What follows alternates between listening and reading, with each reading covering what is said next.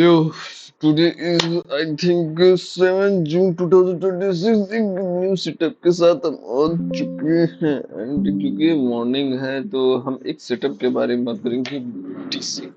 Again BTC क्यों हम बात कर रहे हैं? बीटीसी कंपलसरी है क्योंकि बात करना जरूरी भी है बीटीसी के लिए। और बीटीसी ने कुछ लाजवाब इसको दिए हैं, लेकिन ये बहुत ज्यादा वोलेटाइल है, यानी आप पोजीशनिंग इसमें अच्छी कर सकते हैं मॉर्निंग में। और अगर हम देखें वीकली चार्ट के अकॉर्डिंग, अगर फर्स्टली तो हम वीकली देखेंगे एंड कुछ इस तरह हमें दिख रहा है। फर्स्टली तो देखिए जो डोजी कैंडल बनी थी उसको भी अगर इस डोजी कैंडल को आपने ध्यान दिया हो तो जो मैंने प्रीवियस से बताया था कि जो क्लोजिंग थी इस क्लोजिंग के बाद आप सेलिंग कर सकते थे। अच्छा खासा सेलिंग देखिए इतनी बड़ी सी, ये 1 वीक का है, ठीक है। तो 1 डे के हिसाब से आप देखें तो एक और डोजी क्लोजिंग थी, लिक्विडिटी ग्रैब किया, फिर डोजी क्लोजिंग हुई, ठीक है। तो अब क्या हो सकता है? तो अगर आप ध्यान से देखिए यहाँ पे तो जो डोजी क्लोजिंग है ये ज्यादा मायने रखता है। तो यहाँ से क्या था, ये सडन बाइंग हुआ। अगर सडन बाइंग हुआ कितना ऊपर जा सकता है, ये यहाँ तक आ सकता है और यहाँ तक भी आ सकता है। इसका रेंज 1 डे में बहुत ज्यादा बड़ा हो चुका है। ठीक ही है, 1 डे में सही है। 4 आवर में भी देखिए साइडवे है। 1 डे का देख ले, अगर हम एक रेंज निकालें 1 डे का तो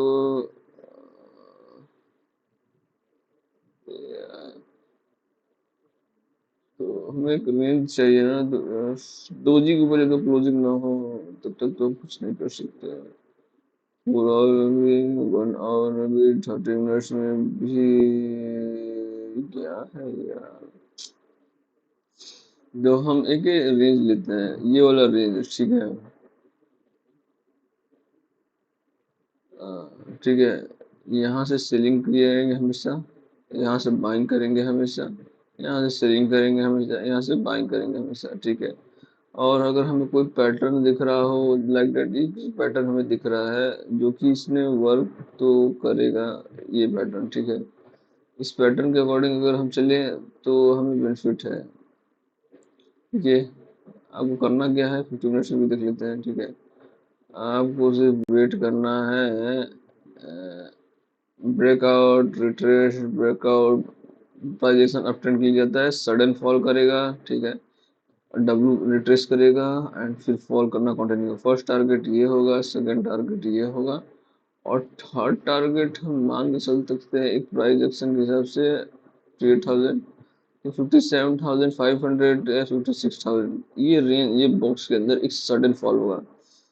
अगर हम प्रीवियस एनालिसिस देखें तो कहाँ तक आ सकता है? प्रीवियस एनालिसिस 50,000 के बाद तो कुछ दिखा ही नहीं।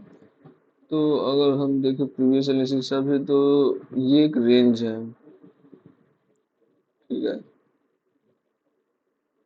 तो ये इतना बड़ा रेंज है, इस रेंज के अंदर वो कहीं भी आ सकता है। जो कि ये पैटर्न जो बना रहा है ना, आपको ये दिख रहा है, ये जो पैटर्न बन रहा है ना, ये बहुत ही अच्छा पैटर्न है, बहुत ही अच्छा पैटर्न है।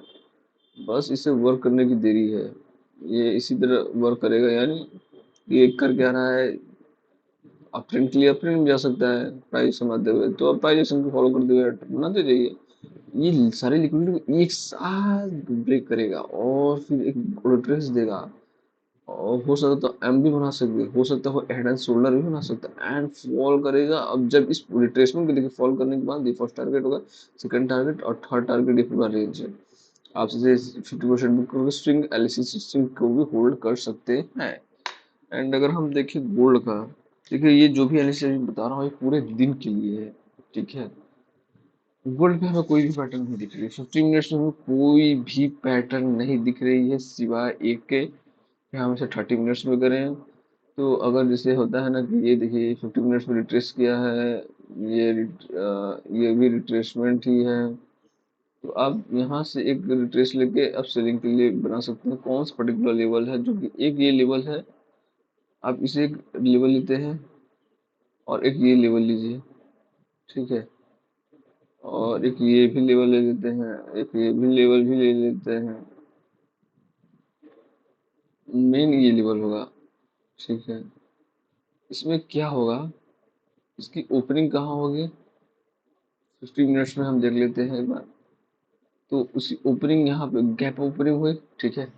गैप ओपनिंग हुई, ये इस पॉइंट पे आएगा, यहाँ पे एम बनाएगा, हेड एंड शोल्डर फॉल करेगा।